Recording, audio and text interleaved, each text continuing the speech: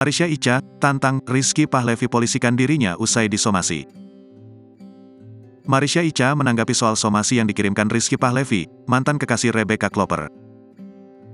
Mendapat somasi dari mantan kekasih Rebecca Klopper, Marisha Icha justru menantang Rizky Pahlevi untuk melanjutkan somasinya. "Ya makanya pokoknya silahkan kalau memang itu yang dia ketahui," ujar Marisha Icha, Senin, tanggal 29 Mei tahun 2023. "Itu yang menjadi permasalahan dia sehingga dia somasi saya, ya monggo somasi kedua, ketiga," katanya. Bahkan, wanita yang dekat dengan keluarga Haji Faisal itu pun mempersilakan Rizky Pahlevi untuk melaporkan dirinya. Rizky Pahlevi merasa tidak terima atas ucapan Marisha Icha yang menyebut sudah ada tersangka dari kasus pemerasan dan video asusila yang dilaporkan Rebecca Klopper pada Oktober tahun 2022 lalu. Pihak Rizky Pahlevi merasa bahwa ucapan Marisha Icha menggiring opini publik bahwa dirinya terlibat dalam kasus video mirip Rebecca Klopper.